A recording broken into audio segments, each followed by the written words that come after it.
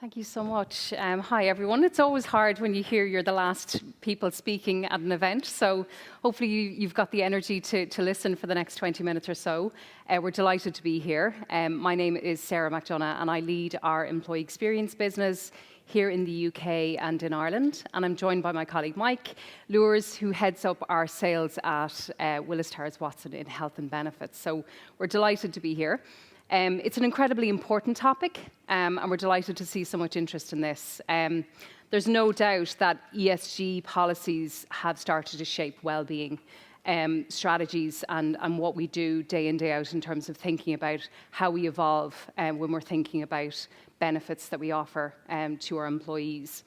And I think, you know, from our session today, what we're hoping to impart with you is some information around what we've seen, some of the key changes and shifts that have come about, our perspective on the impact on the overall employee experience.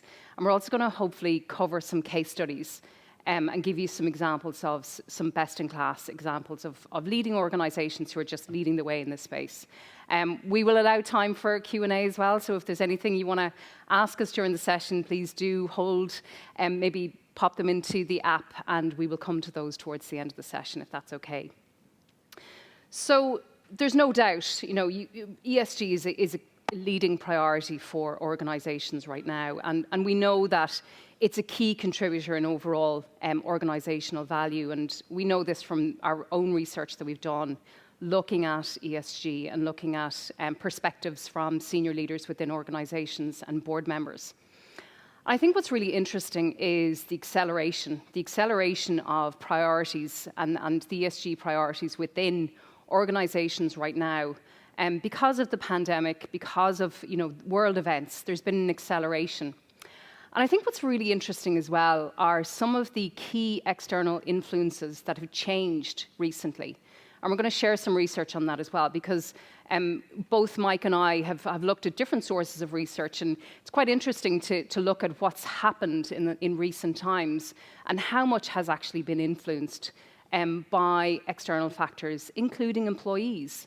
And the role of the employee voice in all of this, and how, in turn, organisations are responding to that voice. So it's quite an interesting area for us to look at. In terms of ESG, it goes without saying, when we're talking about the environment, it's incredibly important, such a key topic for us right now globally. When we look at the S of ESG, that's really the area of focus that we're going to come into today. So thinking about talent management, employee engagement, workplace health, the response to that across different organisations. So ESG is incredibly important, but I think for today's topic, what we're going to do is we're going to go a little bit deeper on thinking about the social aspects, and social in terms of employees in particular. And as I said, what's been really interesting for us to observe recently is the shift. There are lots of external influences on driving the S of ESG right now. So regulation is clearly driving the fair pay agenda, for instance. Consumers are demanding a change. They're seeking out organizations that they choose to work with or buy from. Investors equally are looking for opportunities to invest in organizations that are sustainable and have a sustainable return. What's really interesting, though, is also the influence of employees around ESG. There is a demand coming from employees around what the social priorities are within organizations, including areas such as diversity and inclusion, well-being initiatives, benefits that are on offer. All of these factors are being influenced heavily by employees. And what's really interesting, when we started to look a little bit deeper at some of the research that we have run, we looked at opinions from senior executives and board members within some of our leading client organizations. And over 70% agreed that talent, attraction, retention, and motivation were significant influences now on ESG priorities. And when we compared those to other influences such as consumer optics, brand, investor, attraction, actually it was higher. So the role of the employee voice and how organizations are responding to this has grown significantly in recent times. And indeed, this is also backed up by additional research we ran in 2021 amongst a lot of our clients, when over 92% of them said that building ESG in terms of their narrative around what they're doing is a core part of their EVP, their employee value proposition. So not only is it the right thing to do, it has a significant influence on people's opportunity to join, to stay, to feel engaged at different organizations. And it's the response to that, I think, that is a core topic of today's discussion. You know, how do organizations respond to really meet those needs? And what we're seeing in some leading organizations is employees feel part of the journey. It's less about a policy that sits in isolation of everything, but actually it's part of the narrative. It's part of being part of an organization and feeling that connection to what those priorities are. And I think the other piece of data that I wanted to share with you is research that we did on the core drivers of employee experience. This is our high-performance employee experience framework that we developed a few years ago. And it's built on data that we've collected over the last 50 years from all of the research that we've done. And what we've been able to identify are the 4 core drivers of employee experience. So these are the fundamentals. These are the things that attract and keep employees within organizations. And they're the moments that matter. That's how we define it. And you can see at the very bottom of this chart, they're the essentials. These are the core basics that need to be done correctly in order to attract and retain people. They're not differentiating, they're almost like foundational, as we would describe them. So purpose is, you know, feeling a connection and understanding my role in the context of the overall organization, the work, how I do my job every day. Fair pay sits at a foundational level. So being paid fairly for the work that I do is foundational. It's not differentiating, it's expected, it's foundational. And support is very much connected to people, so the type of people that I work with and the kind of support that I have. So at a foundational level, that they are the core areas of employee experience. What we started to notice when we researched and analysed organisations who were achieving higher performance relative to their peers, we started to see differences in terms of where there was opportunity to really accelerate growth and differentiation. And you can see that the purple or the pink area, which is what we call emphasis, is where we start to see organizations focus on things like inclusion. I feel included. This is a place where I feel I can bring myself to work. I can bring my whole self to work. Voice, I have a say. I am heard, I'm listened to. Capability, it's not just about paying me fairly, but actually giving me opportunity to grow. So you can start to see where this is starting to create some differentiation.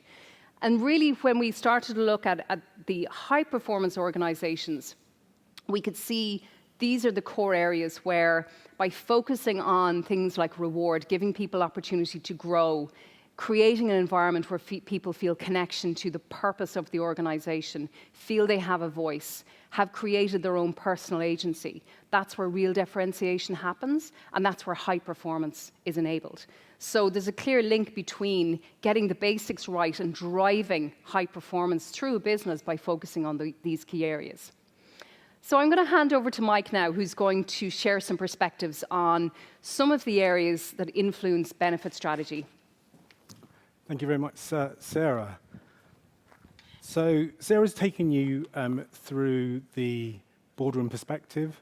She's talked about the S in the social element of ESG, and she's also spoken to you a little bit about ESG leading organizations and how their employees feel a little bit more part of the journey and how they possibly engage a little bit better and to a greater extent.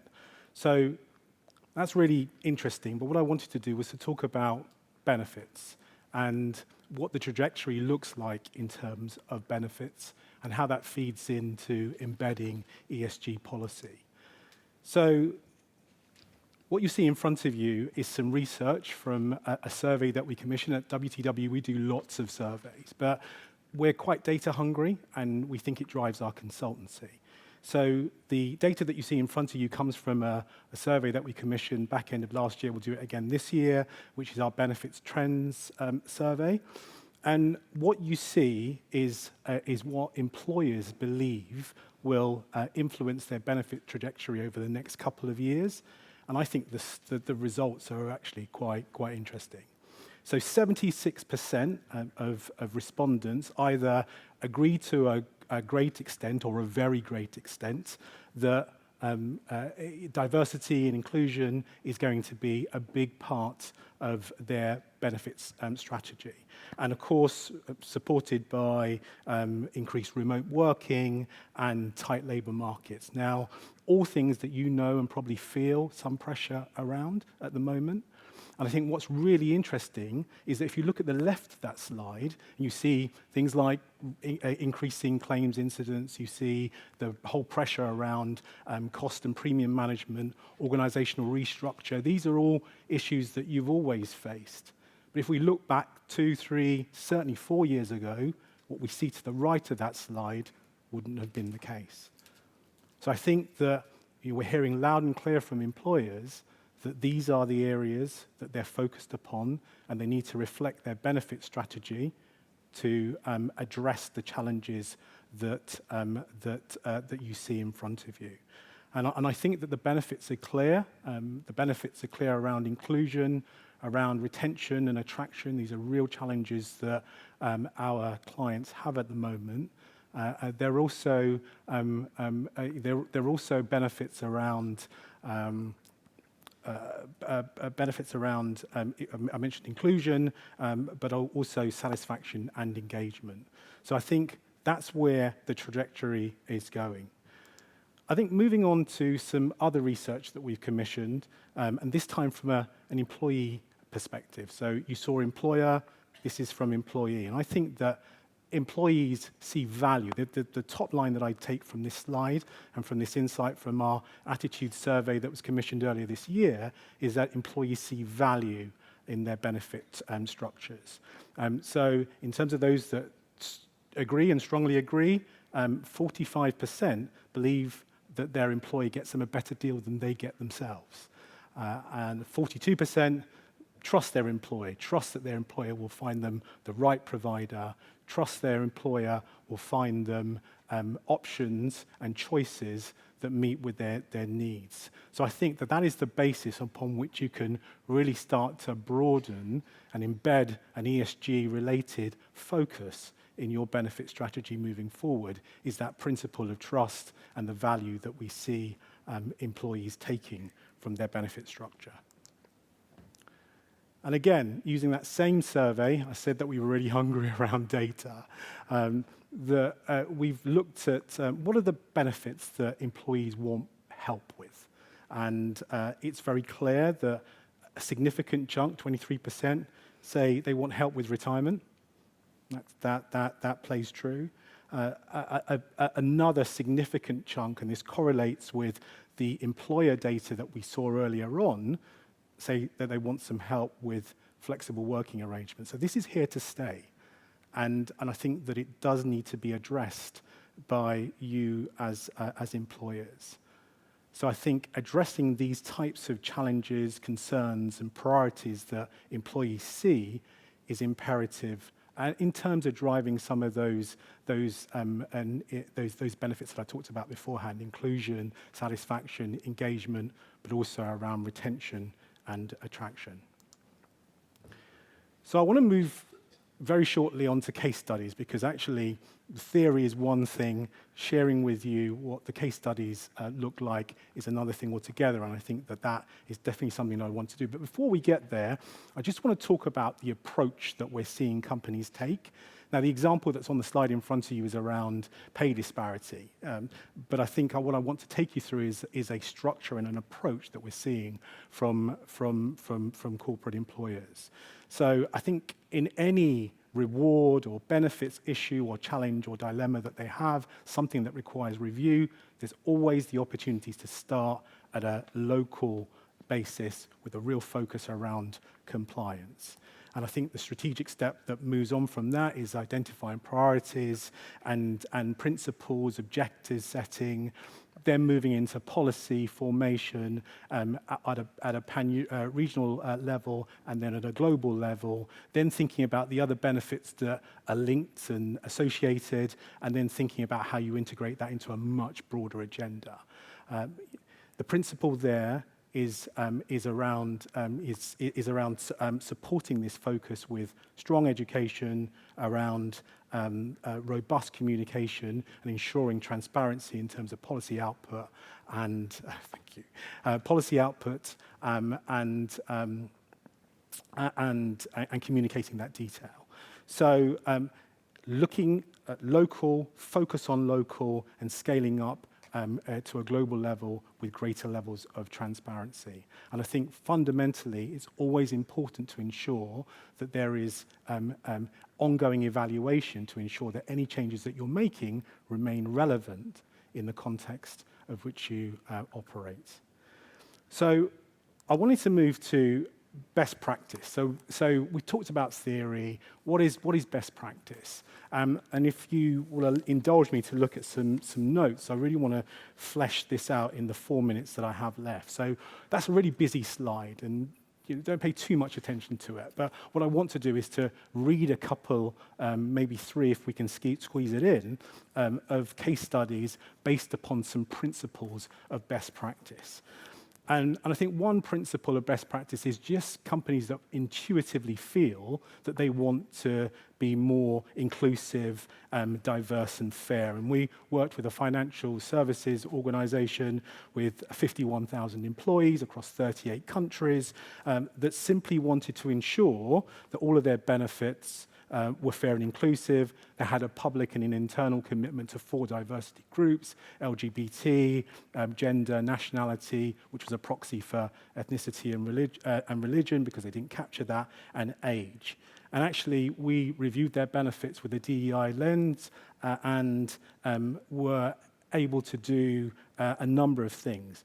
Firstly, to either align with market, lead the market, or in the very least comply with local statutory regulations. Another best practice principle is around delivering benefits that actually correlate with what the company itself actually does.